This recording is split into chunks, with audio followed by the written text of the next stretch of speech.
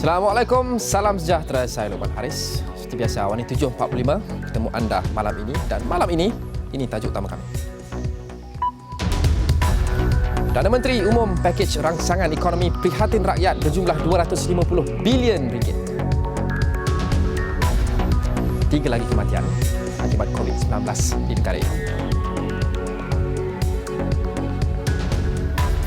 Juga di Keluang, laluan tikus hubung dua kawasan PKPD dipantau.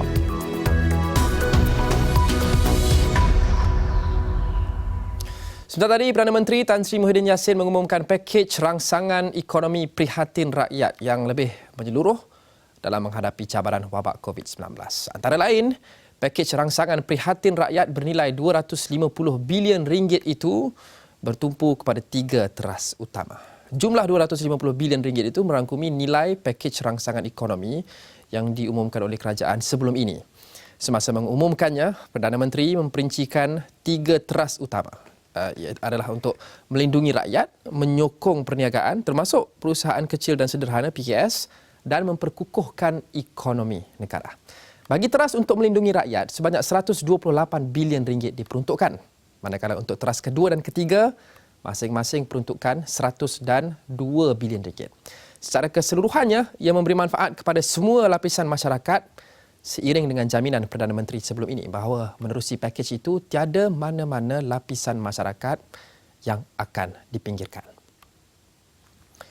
Dan menerusi pakej rangsangan menyeluruh ini, kerajaan menyediakan 4 jenis bantuan prihatin nasional yang akan diberi secara tunai, secara one-off dengan peruntukan sebanyak hampir 10 juta ringgit.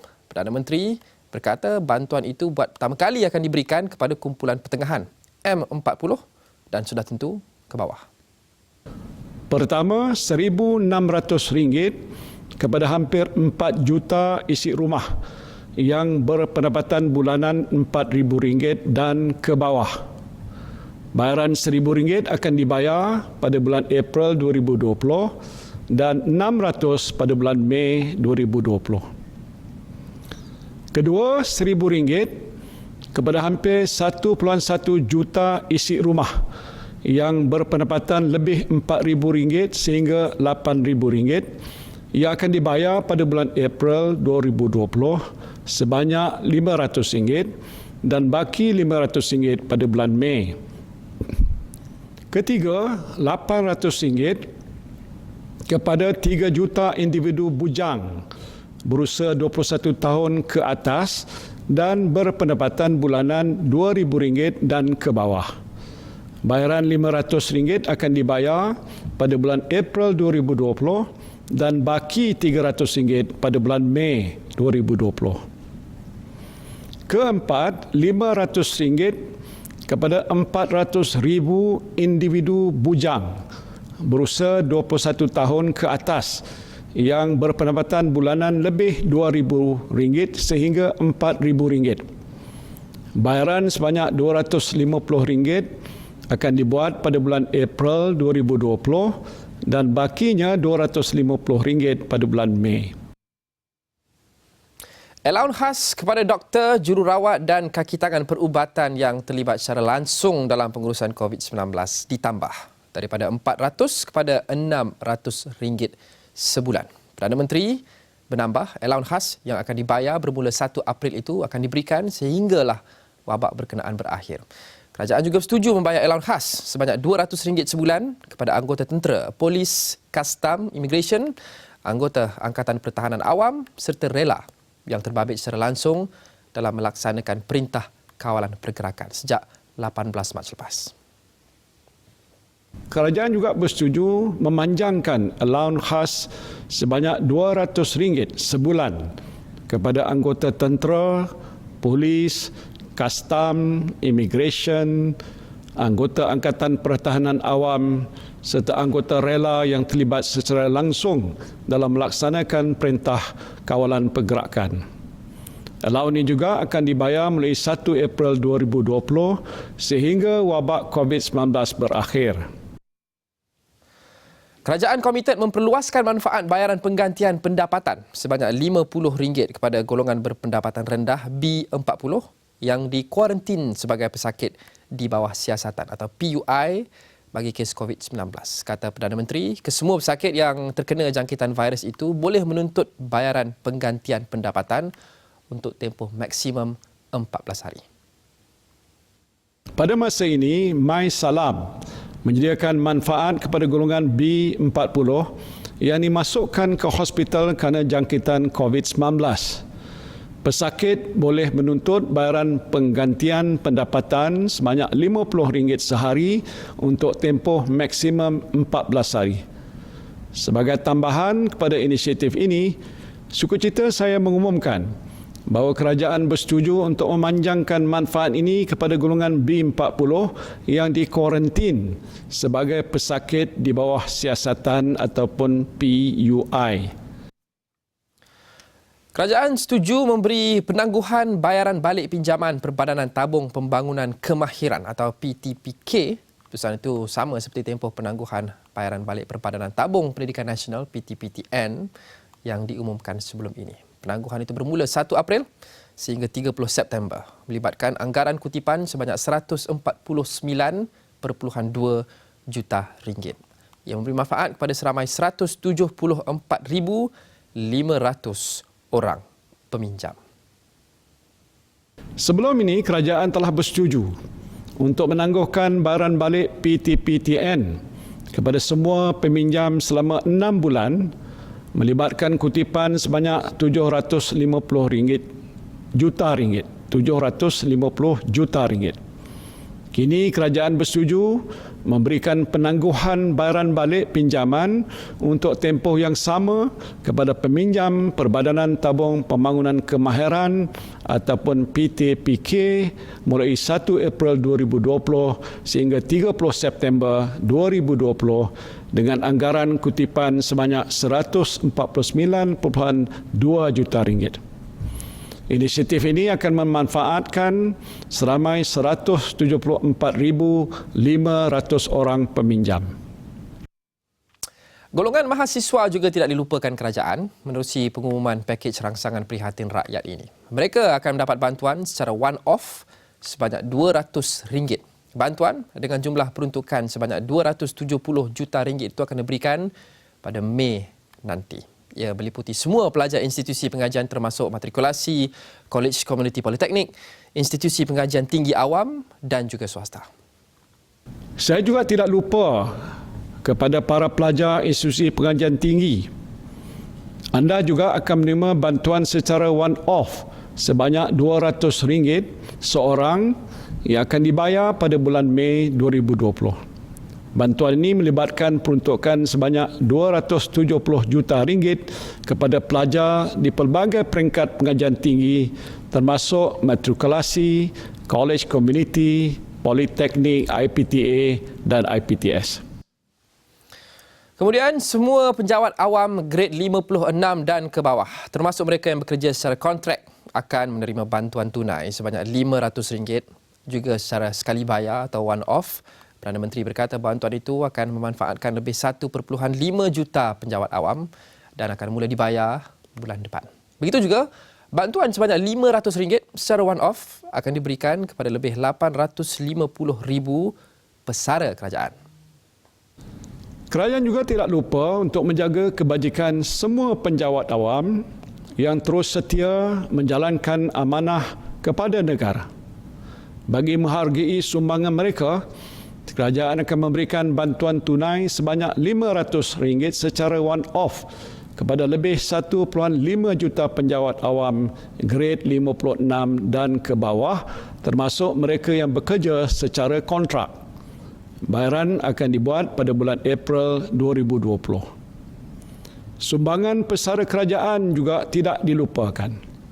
Dengan ini, kerajaan akan menyalurkan bantuan sebanyak RM500 secara one-off kepada lebih 850,000 pesara kerajaan juga pada bulan April 2020.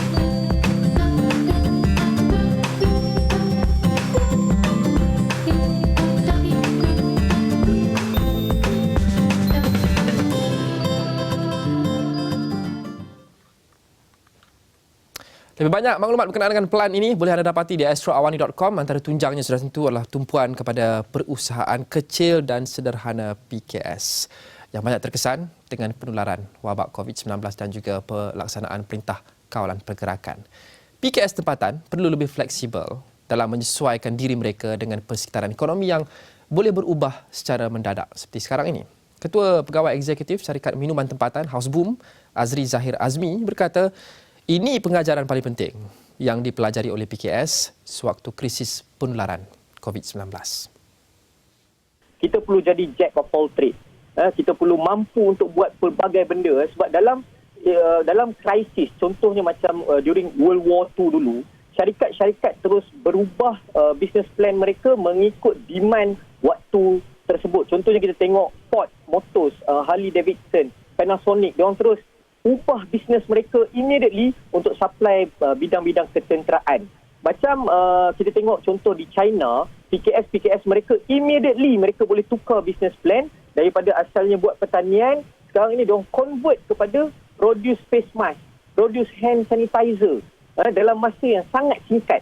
Itu saya besar harapan saya untuk PKS termasuk diri saya untuk jadi lebih fleksibel dan lebih cepat untuk adapt kepada situasi ini.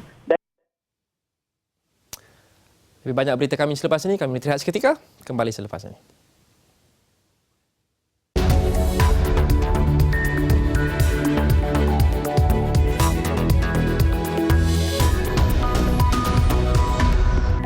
Anda sedang menonton Awani 7.45 untuk setengah jam akan datang.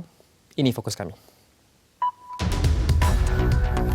3 lagi kematian akibat COVID-19 di Malaysia.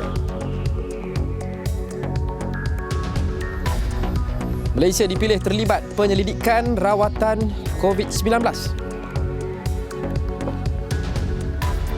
Juga 6 bulan sewa percuma kepada premis milik kerajaan.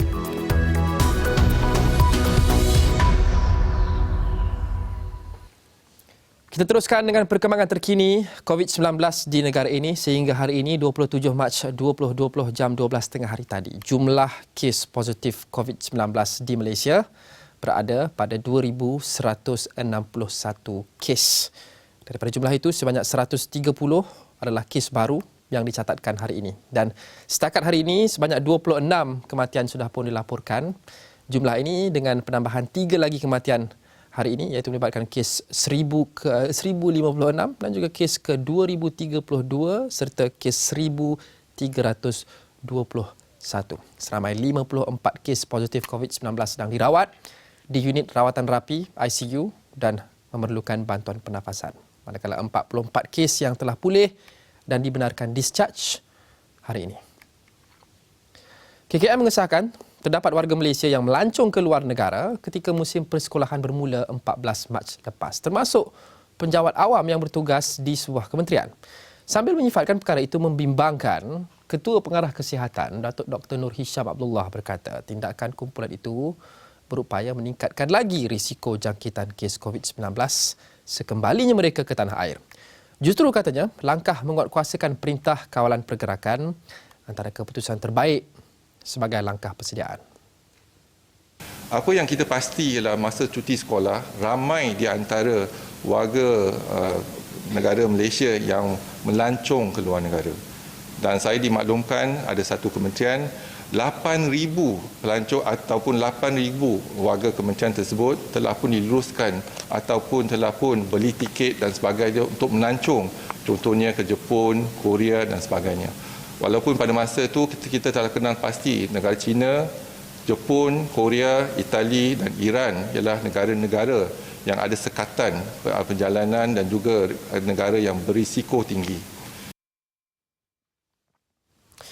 Sementara itu, Malaysia antara negara yang dipilih oleh Pertubuhan Kesihatan Sedunia WHO untuk bekerjasama menjalankan penyelidikan berhubung rawatan COVID-19.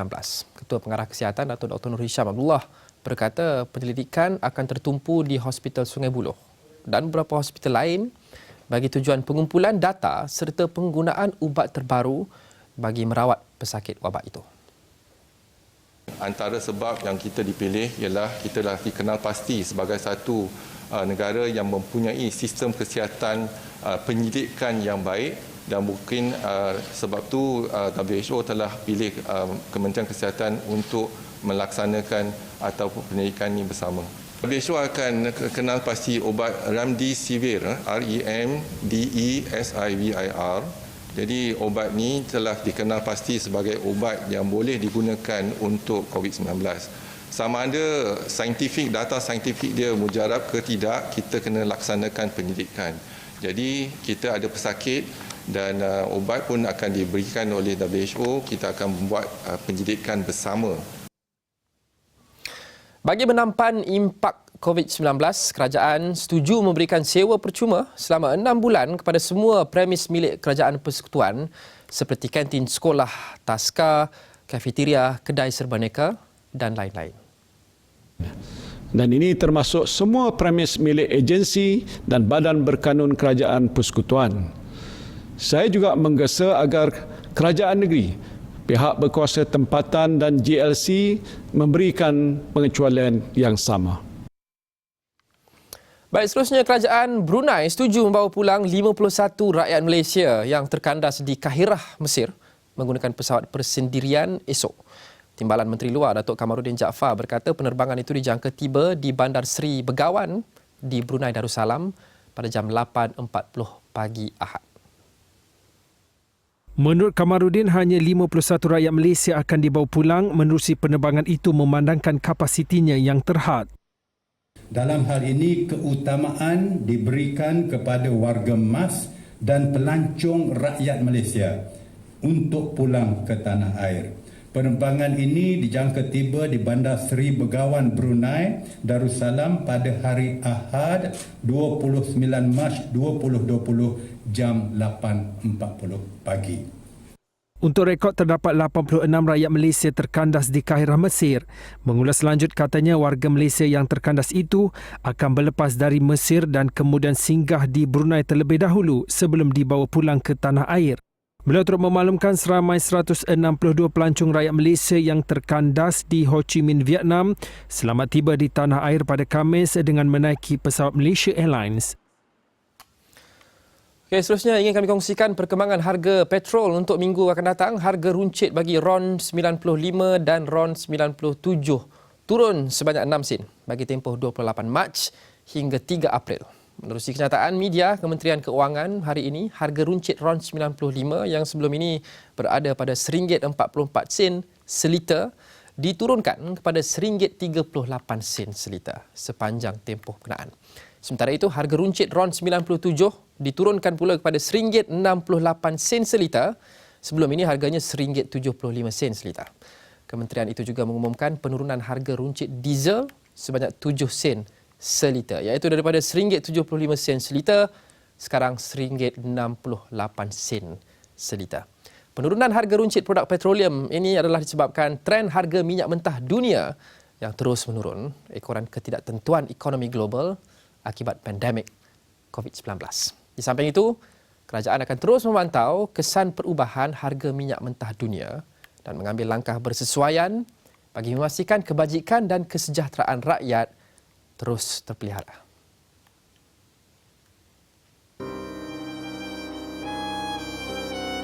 Kepada doktor, jururawat dan petugas kesihatan yang berhempas pulas di barisan hadapan. Kepada anggota polis dan tentera yang berada di jalanan mengharungi terik matahari dan hujan lebat. Kepada pekerja kedai runcit, pasar raya, postman, pemandu lori, pekerja stesen minyak yang berdepan risiko setiap hari.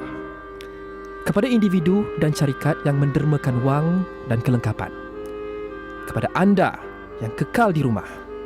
Kepada anda yang mencuci tangan. Kepada anda yang mengamalkan penjarakan sosial. Terima kasih kerana memainkan peranan anda untuk melindungi Malaysia. Anda wira negara.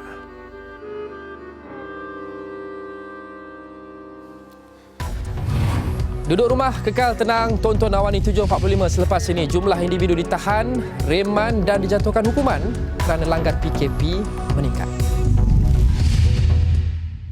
Bertemu kembali, polis telah mengenal pasti 11 laluan tikus dalam kawasan Perintah Kawalan Pergerakan Diperketatkan atau PKPD. Laluan itu boleh menghubungkan dua kawasan PKPD iaitu Kampung Datuk Ibrahim Majid dan Bandar Baru Ibrahim Majid. Ketua Polis Johor Datuk Ayub Khan Maidin Piche berkata anggota pasukan gerakan AM telah ditempatkan di semua 11 lokasi laluan itu. Katanya laluan terbabit adalah laluan kebun dan ladang yang hanya boleh dilalui oleh pejalan kaki dan juga motosikal. Ayub Khan turut memaklumkan lawatannya ke lokasi PKPD mendapati semua penduduk mematuhi arahan dengan tiada pergerakan dilihat di kawasan itu. Kita akan tegas dan untuk makluman media juga, kita ada 3 anggota kita yang kebetulan memiliki rumah dan tinggal di kawasan tersebut. Dan kita pun tak benarkan mereka keluar daripada kawasan tersebut. So kalaulah anggota dan pegawai polis pun kita tak benarkan keluar, ini kan pula orang awam. Jadi patuhi semua arahan yang telah diberikan. Dalam perkembangan lain, Ayub Khan memaklumkan 7 lagi tablik dari Indonesia selamat tiba di jeti Setulang Laut. Kesemua mereka juga menyertai Perhimpunan Ijtimak Tablik di Seri Petaling dan telah menjalani saringan pemeriksaan Kementerian Kesihatan. Kesemua mereka negatif COVID-19 namun mereka tetap menjalani kuarantin 14 hari di rumah masing-masing. Pihak polis Diraja Malaysia telah mengambil tindakan terhadap individu yang melanggar Perintah Kawalan Pergerakan di seluruh negara. Ini rangkuman, tangkapan dan kes yang telah dihadapkan ke mahkamah setakat ini. Di Sabah, 13 individu telah ditahan selepas ingkar Perintah Kawalan Pergerakan. Kesemua individu tersebut yang berusia antara 20 hingga 33 tahun ditahan di Kota Kinabalu, Kunak, Kudat dan Kinabatangan bermula pelaksanaan PKP pada 18 Mac lalu sehinggalah pada Khamis. Pesuruhjaya Polis Sabah Datuk Zaini Jas berkata daripada jumlah tersebut, 8 individu ditahan ketika memancing di Kudat pada Khamis. Pada ingkar Perintah Kawalan Pergerakan PKP, 6 individu berusia antara 20-an hingga 40-an terpaksa bermalam di lokap. Menurut Ketua Polis Terengganu, Datuk Rosli Cik, kesemua mereka telah dibebaskan dengan jaminan polis selepas semalam menghuni lokap. Kesemua mereka akan dituduh di mahkamah pada Ahad ini. Di Kuantan, 5 lelaki termasuk seorang individu yang dikehendaki polis kerana rekod jenayah ditahan kerana ingkar Perintah Kawalan Pergerakan. Individu yang merupakan tangkapan pertama didapati memiliki senjata berbahaya serta turut dikehendaki atas jenayah rogol tahun 2011. 4 individu lain yang berumur antara 40 hingga 60 tahun pula ditahan ketika berkumpul tanpa alasan munasabah di sekitar taman perumahan mereka. Di Mahkamah Magistrate Batu Gajah, 4 tukang gunting rambut mengaku bersalah atas tuduhan ingkar PKP dalam satu pemeriksaan polis Rabu lepas. Kesemua mereka dikesan dalam keadaan mabuk dan mencurigakan di tepi Jalan Besar Pusing kira-kira jam 10 malam 25 Mac lalu. Mereka didakwa di bawah Peraturan 3/1 Peraturan-Peraturan Pencegahan dan Pengawalan Penyakit Berjangkit langkah-langkah di dalam kawasan tempatan jangkitan 2020. Di mahkamah sama, seorang peniaga ikan Saiful Anwar Mokhtar, 42 tahun, turut membuat pengakuan bersalah atas dakwaan ingkar pematuhan PKP.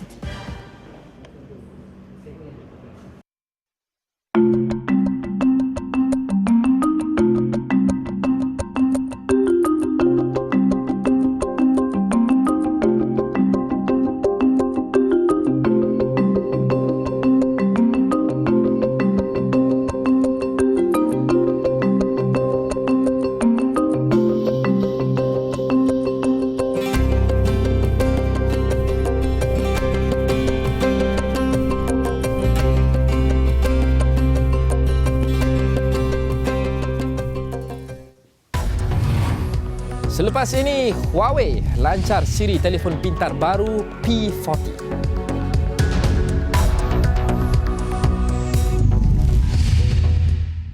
Bertemu kembali, Perdana Menteri Britain Boris Johnson disahkan positif COVID-19. Perkara itu diakui sendiri oleh Johnson menerusi satu perkongsian video di akaun Twitter beliau sebentar tadi. Johnson memaklumkan beliau mengalami beberapa gejala ringan seperti suhu badan yang sedikit tinggi dan juga batuk yang berterusan sebelum dinasihatkan menjalani ujian. Johnson menambah beliau akan terus bekerja namun akan menjalani kuarantin seperti yang sepatutnya. Beliau menegaskan akan terus memimpin kerajaan melalui persidangan video dalam usaha membendung virus ini. Sehingga Jumaat, United Kingdom mencatatkan 11,000 658 kes positif COVID-19 dengan 578 kematian. Firma pengeluar telefon pintar gergasi China Huawei kini melancarkan siri Huawei P40 dengan ciri rekaan canggih serta inovasi kamera yang lebih radikal dalam meluaskan lagi keupayaan fotografi dan video. Pelancaran secara maya langsung dari Paris menerusi platform YouTube semalam telah memperkenalkan 3 model dalam siri tersebut iaitu Huawei P40, P40 Pro dan P40 Pro Plus.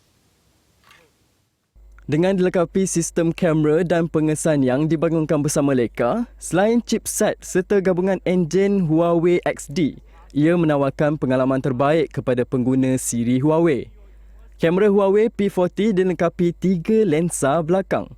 Menerusinya, Huawei turut memperkenalkan teknologi autofocus piksel penuh Octa PD bagi kemampuan fokus lebih pantas. Bagi model P40 Pro, set ini direka dengan paparan lengkungan kuat penuh pada bahagian atas dan bawah paparan dengan konfigurasi 4 kamera. 40% more light intake, better telephoto capability. Huawei Golden Snap dilengkapi ciri istimewa AI Best Moment, AI Remove Reflection serta AI Remove Passerby. The Huawei P40 series phone also brings you strong and powerful AI photography. Today we're introducing a new AI capability, the Golden Snap.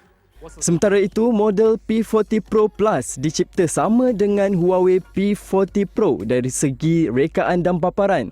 Bagaimanapun, set ini dikuasakan dengan kemampuan kamera belakang berkonfigurasikan sehingga 5 lensa. Kesemua model siri Huawei P40 dijana chip Kirin 990 5G yang menyokong kelajuan 5G dan dipertingkatkan dengan sistem penyejukan super cool yang berasaskan wap kebok serta grafena khusus bagi P40 Pro dan Pro Plus. Huawei P40 dan Huawei P40 Pro hadir dengan 5 varian warna iaitu Black, Ice White, Deep Sea Blue, Silver Frost dan Blush Gold. Manakala Pro Plus mempunyai pilihan Ceramic White dan Ceramic Black.